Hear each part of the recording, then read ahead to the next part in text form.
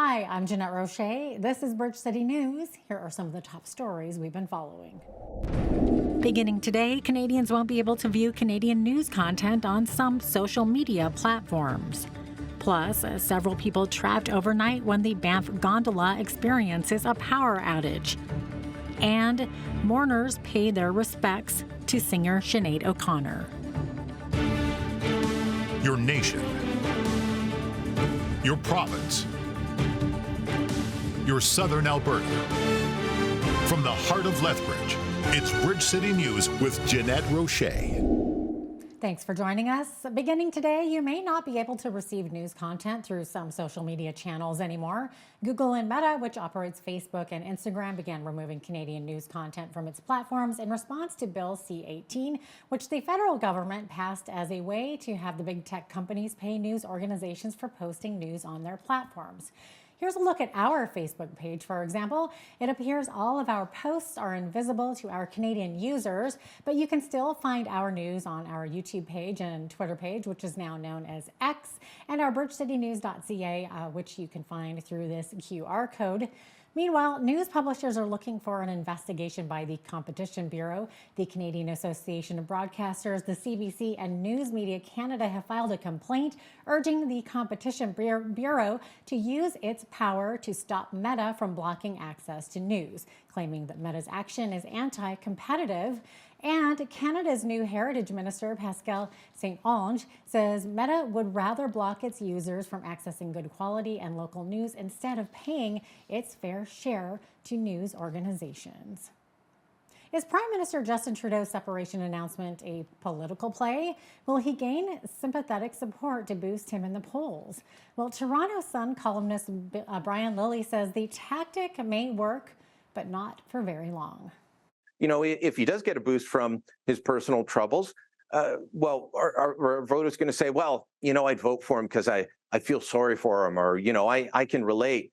But then they're going to look at their grocery bill at a certain point, or they're going to renew their mortgage, and they go, oh my goodness, you know, I don't feel that sorry for you. I don't feel that much empathy for you. I'm still upset about the cost of food. I'm still upset about inflation or the rising crime rates in my neighborhood. And at that point, they start blaming the government again. Lilley also weighs in on Premier Danielle Smith's decision not to follow BC's lead on drug policy, specifically safe supply. You can catch the full interview with Brian Lilley of the Toronto Sun coming up after Business News. Well, it appears several hundred people got an extended long weekend today after being trapped overnight at the top of the Banff gondola. The company that runs the popular tourist attraction in the resort mountain town says the gondola was shut down due to a power outage caused by a lightning storm. Some people reported on social media they were stranded overnight at the top, but it appears people were being helped off Sulphur Mountain this morning by 2 helicopters that were airlifting people to safety. It's about a 5.5-kilometer hike to get down the mountain, and no one from Pursuit, which runs the gondola, could immediately be reached for comment, but a notice on its website says the gondola was closed until late this afternoon. And speaking of Banff, Lake Louise in Banff National Park got so busy over the holiday long weekend that people were being turned away. Highways remained open, but due to overcrowding late Sunday afternoon, the RCMP and Parks Canada advised park visitors not to visit. The restrictions did not appear to have lasted long, however, and the area was reopened to everyone by Sunday night. Alberta Environment Minister Rebecca Schultz says the federal government is threatening the province through strings tied to its electricity climate funding. This comes after Federal Energy and Natural Resources Minister Jonathan Wilkinson said today that Ottawa would withhold the funding from electricity projects that don't reduce greenhouse gas emissions to zero by 2035. Schultz is calling that statement a threat and says it's no way to start a conversation, noting it's a completely unrealistic goal for Alberta to meet. Alberta's premier is defending her government's moratorium on approving new wind and solar power projects, saying backup plants powered by natural gas are needed for when wind isn't blowing or the sun isn't shining. But Danielle Smith also told her province-wide radio call-in program Saturday that no one is proposing any new natural gas plants because the federal government has created so much uncertainty in the market.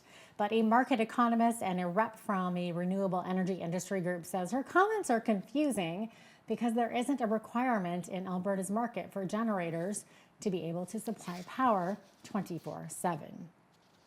And beginning September 1st, if you see flashing lights on the side of the road and you don't slow down or pull over, it could mean a fine and 3 demerit points. Transportation and Economic Corridors Minister Devin Dreeshen says this applies to all roadside workers. So regardless if it's a police officer or an ambulance drivers or paramedics or roadside workers or tow truck drivers, we want to make sure that the rules are the same on the road. So as an Alberta driver, when you are going near anybody that's working on the side of the road with flashing lights, there's 2 things you need to remember. You have to slow down to 60 kilometers if you're in the lane right beside where the workers are doing their job, or move over to the left lane when safe to do so. Unfortunately, between 2014 and 2018, there's actually been over 2,000 injuries involving roadside workers in the province of Alberta, which is obviously a staggering number, and we want to do everything we can to try to get that number to 0. We have over 50,000 workers in our industry. In highway maintenance, there's between 1,400 and 1,600 workers that are out there keeping the highways safe of debris and fixing the guardrails and plowing snow and ice control in the wintertime. They're keeping the roads safe for you. And the most dangerous part of highway construction and maintenance is actually working around traffic. New overdose data from the Alberta government does not paint a pretty picture in Lethbridge. In May of this year, 10 people succumbed to a fatal overdose, with a total of 21 people dying in the south zone of Alberta. That brings the year-to-date total for the city of Lethbridge up to 67 in 2023, along with 107 deaths in the first 5 months of the year in the south zone. Provincially, those numbers were 151 and 770 respectively. According to the Alberta government, there were 133 admissions to hospital in the south zone due to substance abuse in the first quarter of the year. As well, close to 69% of fatal overdose victims in our province were men. Bridge City News reached out to Dan Williams, the Alberta Minister of Health, Mental Health and Addiction, for comment on the story, but instead his office sent us a statement saying, quote, "Any life lost to addiction is a tragedy, and we extend condolences to the loved ones of those who have lost their lives. This deadly disease is impacting entire communities, which is why we have invested so much focus on making supports available." Recently announced was the groundbreaking of the Blood Tribe Recovery Community, and we are glad to see that the Lethbridge Recovery Community is getting closer to opening its doors. These 2 facilities will provide a long-term addiction treatment services for up to 500 people every year at no cost in southern Alberta. The sentencing hearing for Calgary street preacher Arthur Pawlowski, who was involved in the Coutts border protest, has officially been marked on the calendar for September 18th at the Lethbridge courthouse. Pawlowski, who had anticipated hearing his sentence on August 9th, took to social media Tuesday to report a nearly 6-minute video, and here's a short snippet of it.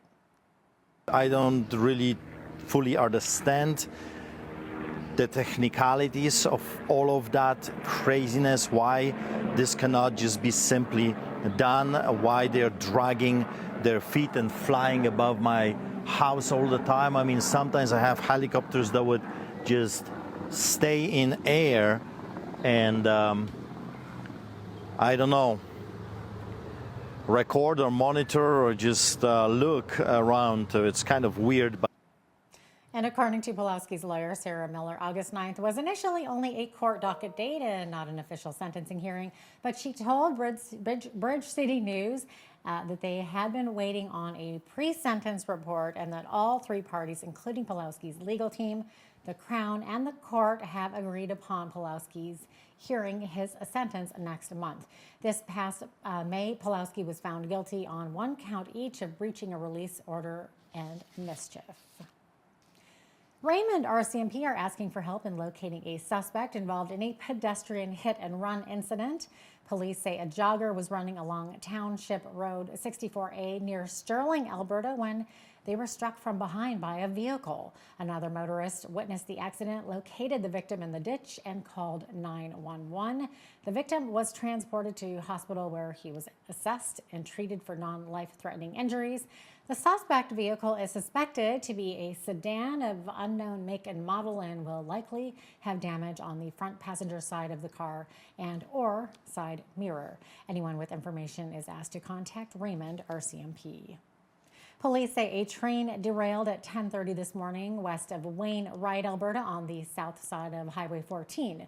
RCMP are reporting that 6 boxcars and an engine were off the tracks.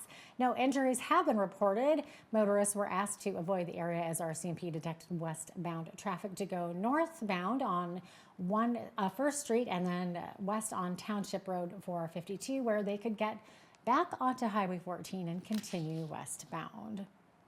Well, Lethbridge police charged 3 impaired drivers and issued 40 tickets during a weekend traffic enforcement project that will continue throughout the summer. In addition, police also apprehended 4 drivers going more than 50 kilometers per hour over the speed limit. The goal of the ongoing enforcement initiative is to provide safer roads by targeting impaired driving, speeding, excessive vehicle noise, racing, stunting, and other illegal behaviors in areas throughout the city where members of the public have reported concerns. A similar initiative was successfully conducted throughout the summer of 2022 and resulted in a decrease of traffic complaints. A special initiative is helping to make sure that unrepresented filmmakers have a chance to shine. The Black Creators Edition from TELUS Story Hive is highlighting the wonderful talent that is featured right here in Lethbridge.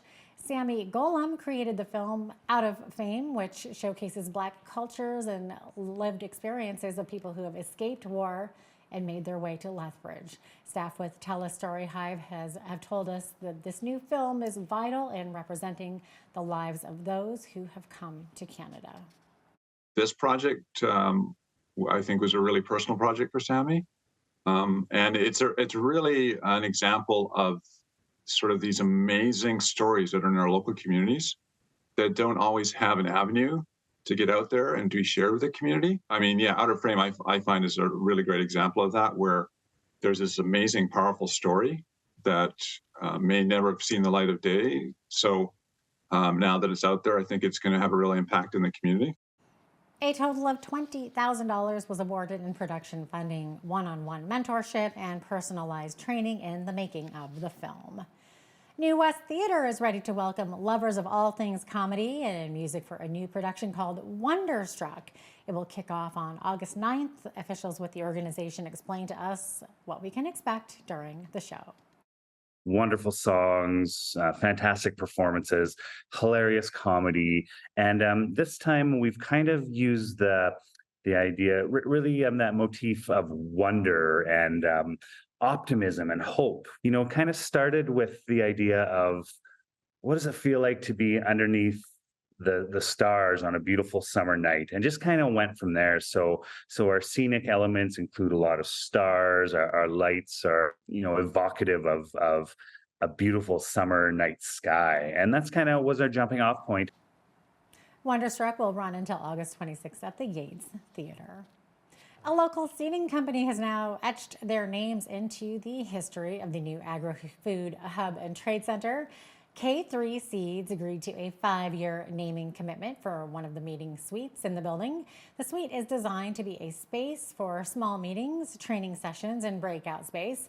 Mike Workington, the CEO of the Lethbridge and District Exhibition, says it's important to build partnerships within the ag community as the new center is set to welcome visitors.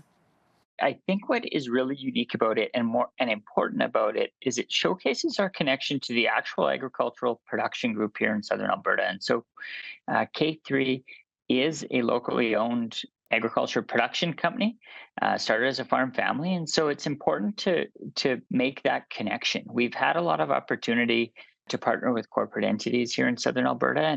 And I think these types of partnerships are specifically important and quite frankly, crucially important for the success of ventures like we're about to undertake with the new Agri-Food Hub and Trade Center. The new Agri-Food and Hub Trade Center will have its official grand opening with local and provincial dignitaries in attendance on Thursday afternoon. Bridge City News will be there to cover the event. The new semester is fast approaching for students going to university in Alberta, and it seems that there is a student campus housing crisis. Residents are now completely full at the University of Calgary, and post-secondary hopefuls have now been placed on a wait list at Mount Royal University as well as SAIT. Bridge City News reached out to the University of Lethbridge to see if they're facing a similar situation, but we have yet to hear back. Fans of singer Sinead O'Connor paid their respects and said their last goodbyes in Bray County, Wicklow, Ireland today before she was laid to rest. The former pop star was found unresponsive at her London home on July 26th. Police have not said how the 56-year-old died, but did say it was not suspicious. O'Connor became a sensation in 1990 with her cover of Prince's ballad, Nothing Compares to You, which topped the charts around the world. Turning our eyes to U.S. politics now, 8 candidates have qualified for the first Republican presidential debate. Here's Meg Kinnard, national politics reporter for the Associated Press. Republicans competing for their party's 2024 presidential nomination will soon meet for the first time on the debate stage. The first Republican debate of the 2024 cycle is set for August 23rd in Milwaukee, Wisconsin. The Republican National Committee put in place several different requirements for candidates to meet before they could appear at the debate. Candidates needed to meet at least 1% in 3 high-quality national polls or in a mixture of national and state polls. They also needed to acquire at least 40,000 unique donors, with at least 200 of those donors coming from at least 20 different states. So far, 8 candidates say that they've met those marks.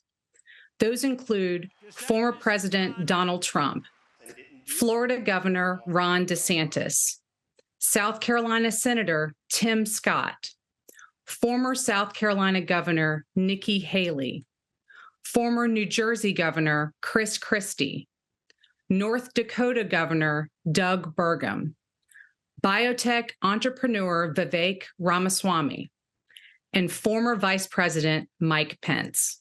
Former President Donald Trump has been shown as leading the GOP field across many months of national surveys, but the former president has said that he may not appear at the August 23rd debate, instead suggesting that he could hold a competing event of his own.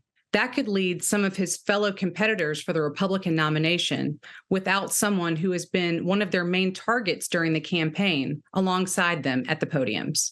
There are still a handful of Republican candidates who have yet to meet the qualifications set by the RNC for the August 23rd debate.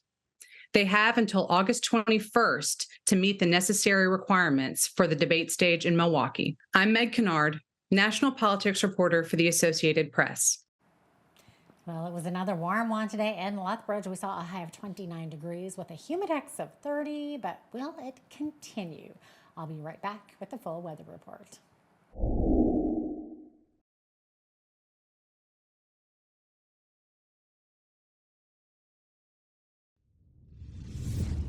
Welcome back. Well, it was a hot one in Lethbridge today, and it will continue to be fairly warm for the rest of the week as well. As we look to Wednesday, we're looking at a high of 27 degrees, partly cloudy skies.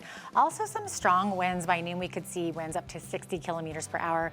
Plenty of sunshine expected, though, on Thursday, high of 28, up to 28 on Friday with clear skies. Then as we get into the weekend, high of 25 on Saturday, all the way up to 29 again on Sunday, and then rounding out that 7-day forecast with a high of 31 degrees on a Monday of next week. Okay, so the average high for this time of year, 26 degrees, average low, 11, 36. That was our high temperature on this day, our record breaker. That happened back in 1971.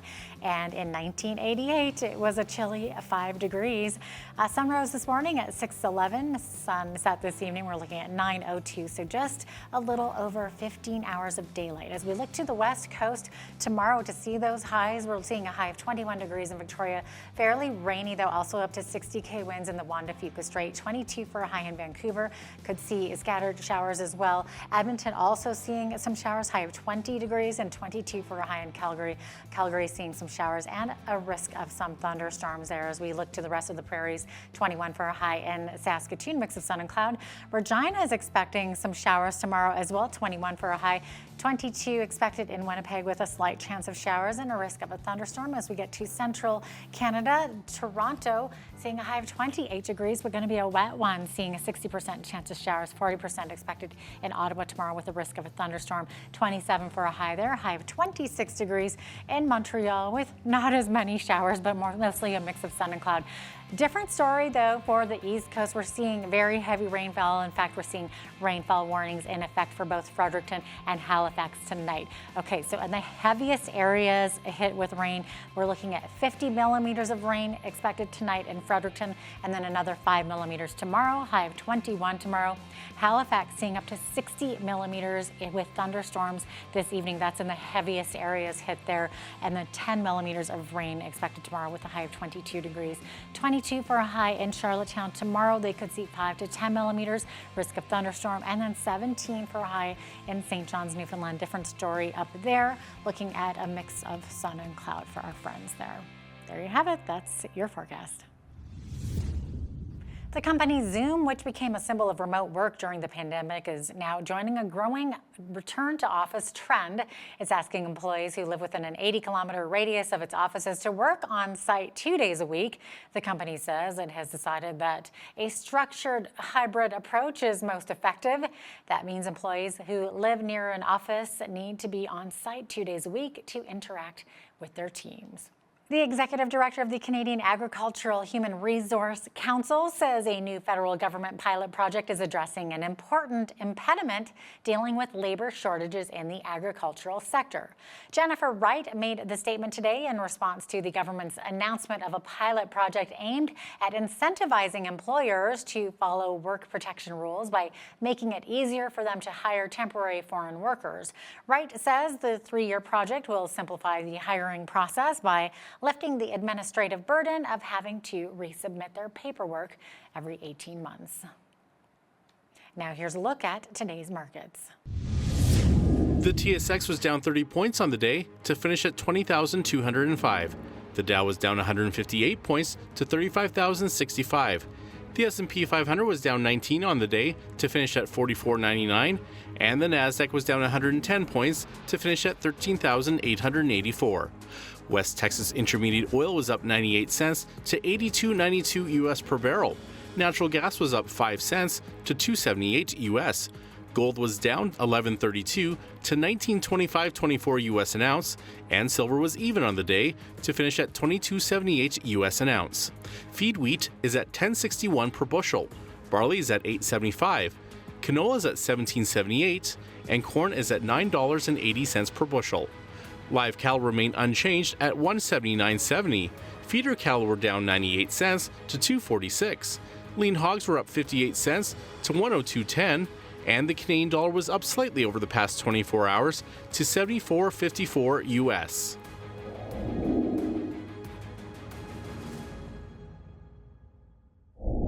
Recapping one of our top stories, several hundred people were trapped overnight at the top of the Banff Gondola. The company that runs the popular tourist attraction in the mountain town of Banff, Alberta, says the gondola was shut down due to a power outage caused by a lightning storm.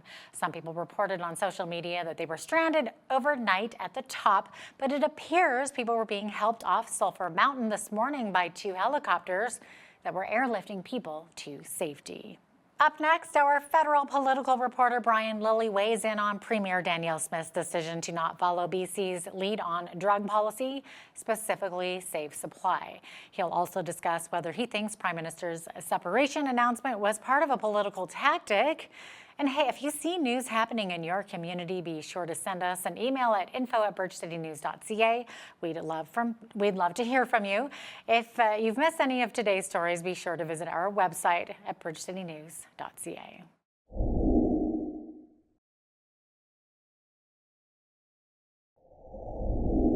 A huge cabinet shuffle, a separation announcement, polls showing the Conservatives maintaining a lead over the Trudeau Liberals, and A Barbie movie. Plenty to talk about in federal politics and beyond. Brian Lilly, columnist at Toronto Sun, joins us now to break it all down. Brian, welcome back to Bridge City News. Great to have you on today. Thanks for having me. Absolutely. Okay, so let's begin with an Alberta topic here. So Premier Danielle Smith was criticized more than a month ago for saying that Alberta won't be following British Columbia's lead on drug policy, specifically safe supply. So you've been digging a bit deeper into the overdose death rates in Canada, and your conclusion is that Premier Smith made the right call. So why do you think that? Well, so there's a big push here in Ontario to follow BC's lead. And so it was interesting for me to hear Premier Smith say, no, we're not doing that. And she took a lot of criticism. So I looked into the stats and I looked into where Alberta is, where Ontario is, where British Columbia. Those are the three biggest provinces for dealing with the opioid epidemic. They're harder hit than anywhere else. And Ontario is at about a third of British Columbia's level, but Alberta's been following BC's lead more closely. BC has been at the forefront of changing drug policy in this country for well over a decade, probably more than 2 decades now. And they've gone down the route of safe injection sites, of safe supply, of decriminalizing hard drugs, a very liberalized approach. And yet their overdose death rate continues to skyrocket. It's gone from 7.2 deaths per 100,000 of population in 2013 to they're on track right now for over 45 deaths per 100,000 of population. That's a massive increase. It's only gone down 1 year in the last decade, in 2019.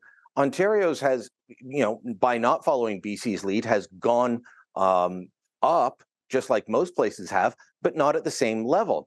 So Premier Smith was taking a lot of criticism, saying, well, your rates are up. Well, BC's rates are up as well. And they've decriminalized drugs. They've done safe supply. They've done all the things that Premier Smith says she doesn't want to do. What they haven't done is what Danielle Smith says the focus is going to be for the Alberta government now, and that is treatment. There's 4 pillars to federal and provincial drug strategy across this country. It's prevention of opioid use. It is enforcement via the law. It is treatment, and is harm reduction. And right now, all we've been doing for the last several years in most places is increasing harm reduction, taking it to an extreme level and forgetting all the rest. And British Columbia is an example of how deadly and mistaken that path can be. Oh, so interesting. It'll be interesting to see what actually comes out of this and if it actually works. Maybe Alberta will be the place to look to in the future. It'll be so interesting. Okay, so Brian, let's look more to Ottawa now. So the impact of Trudeau's big cabinet shuffle that happened almost 2 weeks ago continues to be felt, and it's not all good for the Prime Minister. Some even suggesting it played a role in his family troubles. So do you buy that? No, I don't. There's talk that Sophie Gregoire Trudeau was unhappy that her husband wanted to run again, but he's made that clear for some time now. He said that in speeches. I think that if someone other than Pierre Poilievre had won the Conservative leadership just about a year ago, that Justin Trudeau may have walked away and said, well, you know what, I've had a good run. But he got a spring in his step once Poilievre won, and he clearly wants to do battle with him. So I think that him wanting to stay on in politics may have played a role in this, along with many factors. As anyone that's ever been through this or watched close loved ones go through this, there's always more than one factor. But I don't believe that his cabinet shuffle and his recent discussion of staying on in politics played a role in it.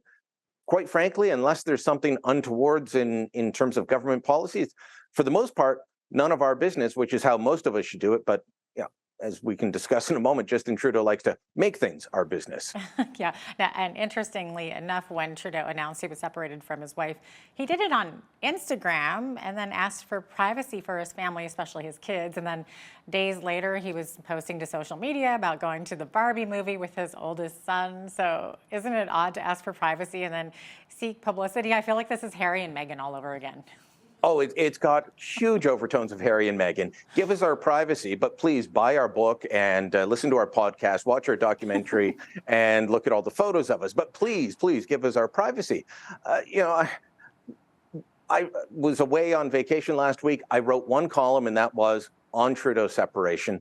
And I did say, look, we should judge the man based on his policies, not his family issues. And yes, leave the unelected ones out of it. Leave his wife and kids out of this. It's a personal matter. And then he turns around and says, oh, yeah, about that privacy. Here we are going to the Barbie movie. I don't like some of the reaction that people had to that. Father and son can go to a movie, whatever movie they want to go to. But it was really odd. But Justin Trudeau, it's my view that he wants to keep his personal life up front. Because one, he knows that when some conservatives are overly aggressive and attacking him on it, he gets sympathy from the voters that he needs to win again. So he leans into these things, and he loves to keep the focus on him, especially right now, rather than his policies, because, they're saying, well, inflation's down, sure, but food inflation is still through the roof. Mortgage rate inflation is still through the roof. You've got problems of housing affordability straight across the country. You've got all kinds of problems, rising crime rates, all of these things. He doesn't want to talk about those. He'd rather talk about his personal life because that helps him politically.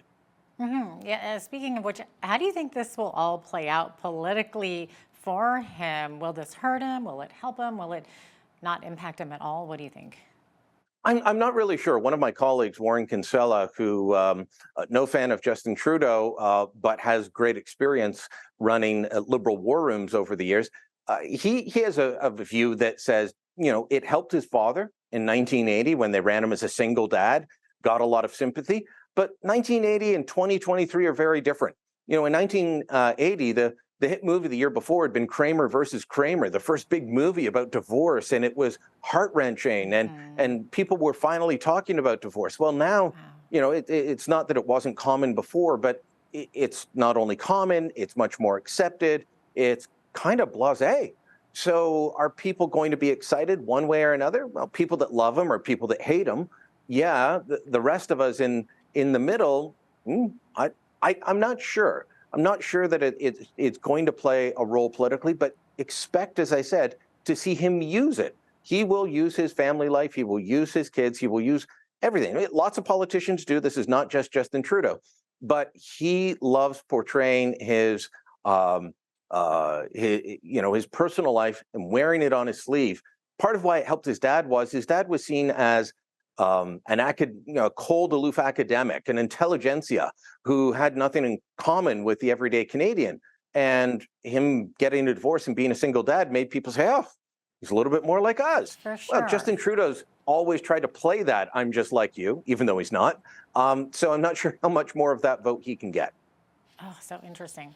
Okay, and then, of course, amid all of this, several polls show an 8 to 10 point lead for Pierre Poilievre and the Conservatives over the Trudeau's Liberals. So will this hold, and do you think that these polling numbers indicate why there was that big of a cabinet shuffle? I think they definitely played a role in the cabinet shuffle because it's been a trend for a while now that the Conservatives have been out in front. A couple of months ago, if you'd asked me about the polls, I would have said, well, if we were having an election today, we'd end up with the same result that we have now. If we were having an election now, I think we definitely have a Conservative government. Would it be a minority, a strong minority, a majority? We couldn't say probably a minority, but a very strong one. But will it hold? Well, polls go up and down. People are fickle. And maybe the Trudeau separation in his personal life does give him a boost. But will that last? If he does get a boost from his personal troubles, our voters going to say, well, I'd vote for him because I feel sorry for him, or, I can relate. But then they're going to look at their grocery bill at a certain point, or they're going to renew their mortgage, and they go, oh my goodness, I don't feel that sorry for you. I don't feel that much empathy for you. I'm still upset about the cost of food. I'm still upset about inflation or the rising crime rates in my neighborhood. And at that point, they start blaming the government again, especially a government of this age. It's coming up on 8 years this fall that he's been in power. At that point, the Americans didn't put in their term limits of 8 years because of this. But after 8 years, you start getting sick of seeing the same person over and over again. And it happens to every politician eventually. People are like, you know what? It's time for a change. Shelf life expired, right? Yes. Okay, so the Conservatives have a new ad campaign, and it looks like they're looking to capitalize on what appears to be an appetite for change. Speaking of change there. So what can you tell us about their new campaign? They are launching it now, and it's going to be in on TV. It's going to be in print. It's going to be on digital. I'm not sure about radio. They're spending about $3 million over the next few months to try and introduce Canadians to Pierre Poilievre. Smart move ahead of the House of Commons coming back.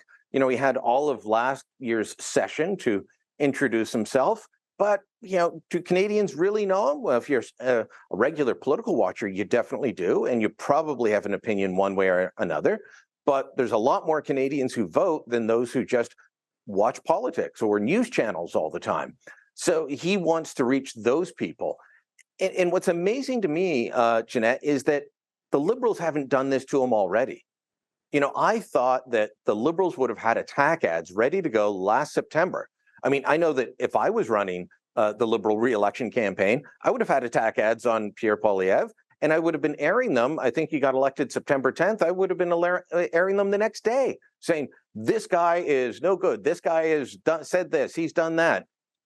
The Conservatives did that effectively to two Liberal leaders in a row, Stéphane Dion and Michael Ignatieff. It worked very effectively because before they could introduce themselves to Canadians, the Conservatives had already said, here's why you should never vote for this guy. And it stuck. I'm shocked the Liberals didn't do that. Poilievre had a good session in the House of Commons. He's got a new look, you know, taking off his eyeglasses, wearing more casual wear. People can see that he's pretty jacked up. He works out. That's not a new thing, despite what Liberals are now saying. Poilievre and I used to share the same, we'd see each other at the gym in Ottawa. We were both living in the South End. The guy's been in shape for a long time. Now you're seeing it. And expect that to be part of the ad campaign to try and make him seem like an everyday Canadian. That's so funny. I'm having flashbacks of the guy in New York there with the TikTok videos of him pumping iron at his desk. I don't think that'll be Pierre Poilievre. No. Okay, and then Brian, one of the people who got a big promotion in the shuffle is already seemingly causing problems for himself. So Trudeau's new justice ministers who we're talking about, he's saying that it's more of a perception of crime that's up rather than the reality of crime actually being up. So what's going on here, Brian? Reef Ferrani, he's a Toronto MP, promoted from being a parliamentary secretary to being one of the most important ministers in the cabinet, the justice minister and attorney general. And he got the promotion, and then just days later, Stats Canada comes out with, might have been the same day, they came out with the crime severity index. This is an official government report, comes out every year, tells you is crime more severe, less severe? And it does go up and down depending on the year, and there's been different trends. They also have a violent crime severity index. That was released at the same time. Here's the bad news for Minister Ferrani. Crime was up in both of them, and not by insignificant amounts. And he also is a Toronto MP. He represents a West End Toronto riding, Parkdale High Park. The south end of his riding is riddled with crime. You know, he's got the north and more western part of his riding is very affluent, very high end, but the south end of his riding is lower income. There's a lot of crime. It's problematic. And guess what? The Toronto Police Service has one of the best data portals in the country on crime. And they're showing that other than homicide, every other crime measure that they look for is up by significant amounts. Overall, crime's up 20% in Ferrani's own city, including sexual assaults being up, including assault, robbery, break and enter, auto theft, carjackings, all of it's up except for homicides. And he's saying, well, you know, empirically that doesn't hold. You know, he said something to that effect to Reuters. Right. No, it very much does hold. It's not in your head. It's going up. And it's a problem if the justice minister can't look at clear statistics and read them. He's a lawyer. He should know better. Toronto Sun columnist Brian Lilley, thanks for joining us once again today from Toronto. Thanks for having me.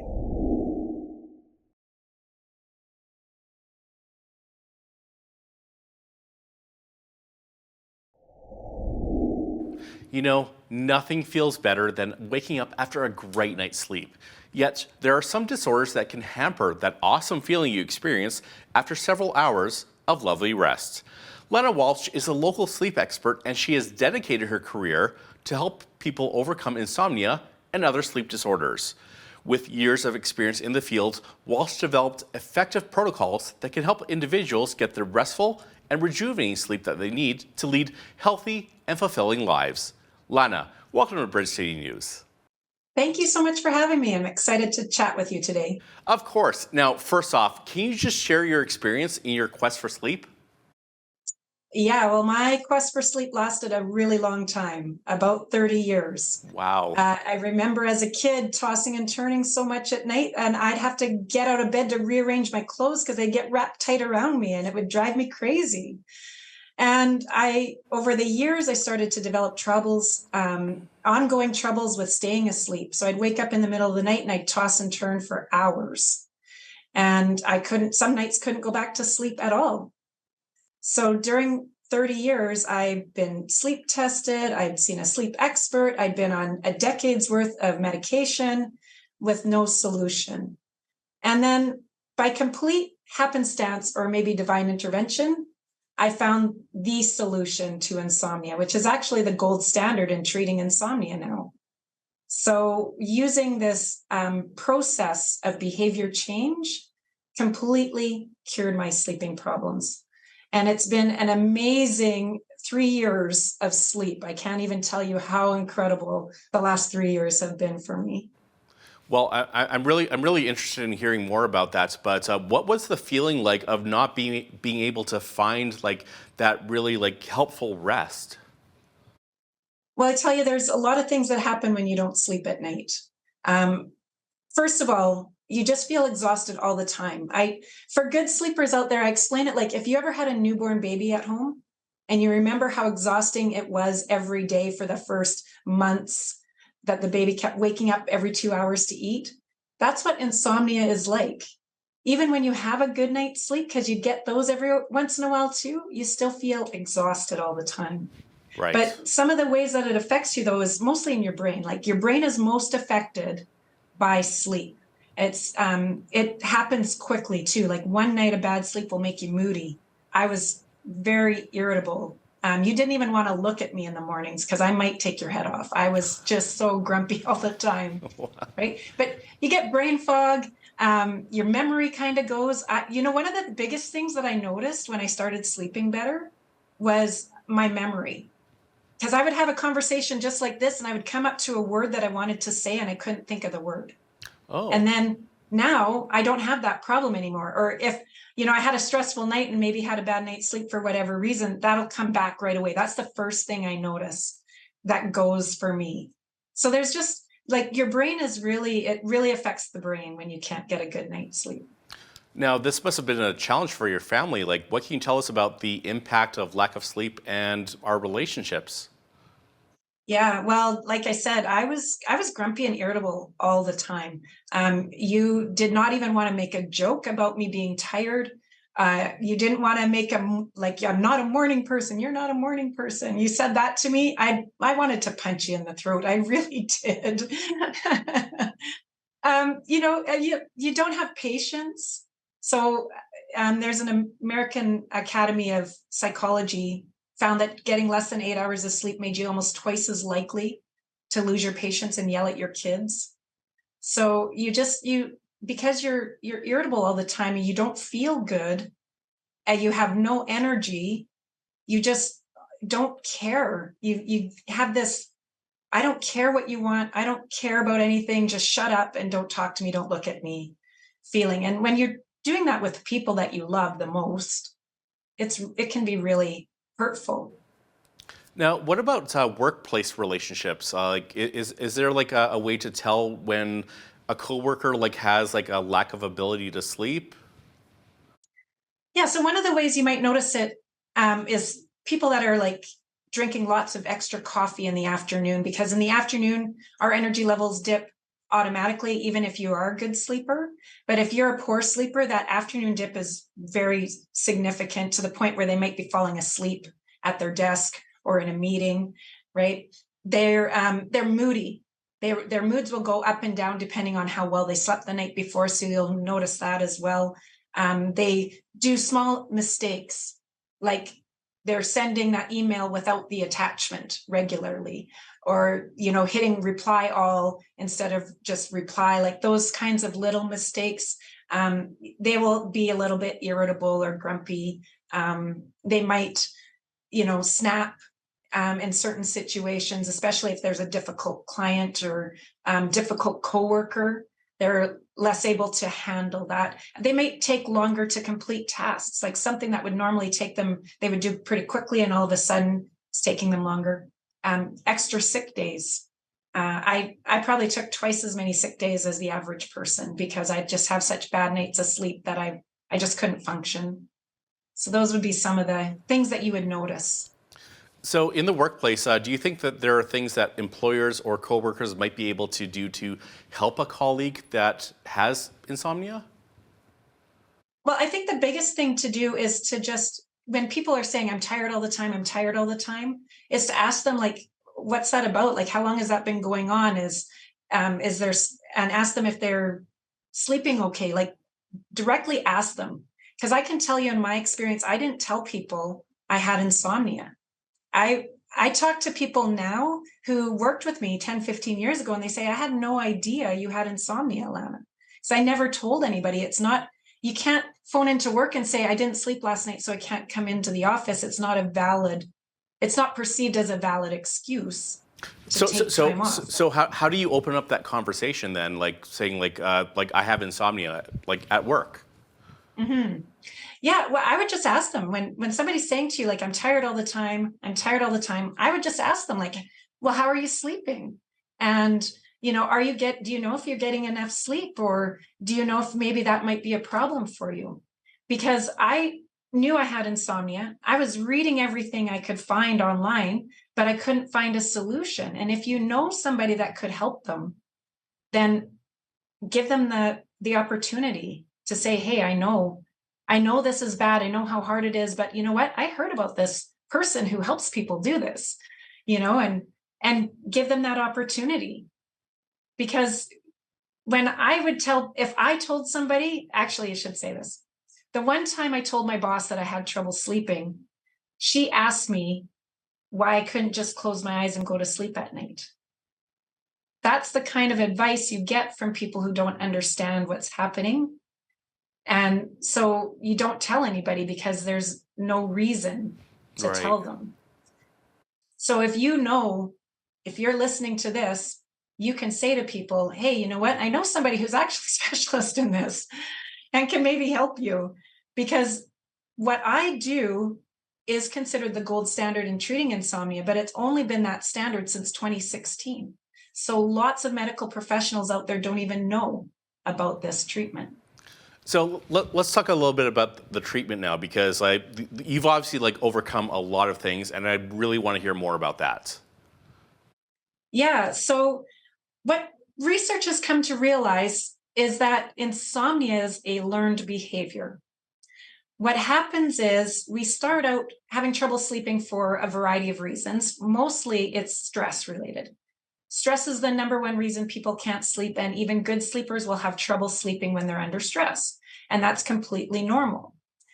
But when we have trouble sleeping and it goes on for weeks or months, what happens for a certain part of the population is they start to get frustrated and anxious, and then they anticipate not sleeping. So then every day they're thinking about sleep all the time, and am I going to sleep tonight? And is tonight the night I'm finally going to get a good night's sleep? And because we're so exhausted every day, we start to engage in a bunch of behaviors and habits to help us survive, but actually contribute to our insomnia. Oh. So then what happens is our subconscious brain starts to associate bed and nighttime with being awake. So just like Pavlov's dog learned to salivate at the sound of a bell, we've done the same thing with sleep. For insomniacs, we get this hyperactive part of our brain that won't shut down at night. And it just keeps us awake through the night.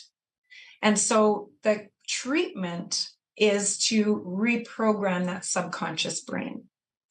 And that involves sleep education. So just understanding that little bit right, helps. It's understanding how sleep works, why things are happening the way they're happening, and why you should do something different, specific strategies to do at night, and then stress reduction and relaxation techniques. That's the whole process into a step-by-step plan that gets you back on track. So how does technology affect our sleep and our ability to sleep? Because like, I mean, like a lot of us, like we'll go to bed and we'll like stare at our phones, we'll check our Facebook, we'll check our Twitter, we'll do like a bunch of Instagram stuff. And that's probably not really healthy for us, isn't it? Yeah. So, I mean, there's the one side of it is, blue light affects melatonin production. It can stop melatonin production. So on that hand, blue light too close to your eyes has that effect on you. So, use the night vision, or where you turn it to a black screen, or blue light blocking lenses can help that. The bigger problem with using your phone and being on Instagram is scrolling has been shown to give you a dopamine hit, which elevates your senses. It elevates your excitement. It makes you energized. So it gives you a boost as opposed to helping you calm down and relax. The other issue with certain media is it can also be stressful, right? If depending on what you're consuming at night, I tell people all the time, whether it's on a phone, in a book, a TV show, you have to be careful of what you consume at night. Don't have those really deep conversations with your spouse in bed. Don't do work at night, because it really activates your brain and it can cause a stress reaction. And that stress reaction is part of the reason why people can't sleep. So be careful of what you consume at night, not just because of the blue light, but because of the information that's coming out of that device that you're looking at.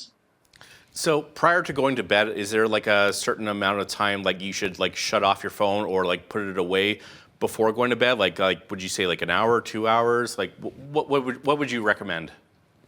Well, I recommend at least an hour, but it's really up to you. I also tell people, if watching TV helps you go to sleep at night, then watch TV, right? I don't want people to just all of a sudden change their habits because, of some recommendation. I want you to get your best sleep. So do the thing that helps you go to sleep, but you should be doing something relaxing. If you're not giving yourself that opportunity to settle down, to get out of active functioning time to go to sleep, it's going to be harder to go to sleep.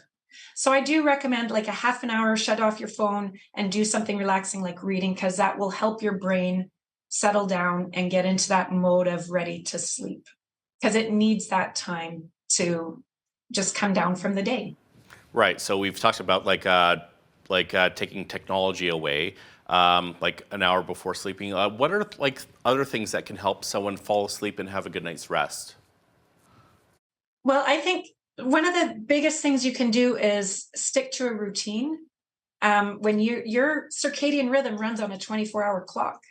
And so when you disrupt that rhythm by going to bed later or sleeping in or going to bed too early, it really disrupts that natural rhythm. So the first thing is to pick a bedtime and stick to it.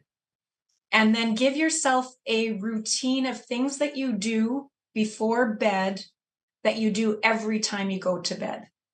Because your brain craves that routine, and it will start to learn, just like we learned how not to sleep, it will learn over time that, okay, this is the pattern that we follow before we go to sleep.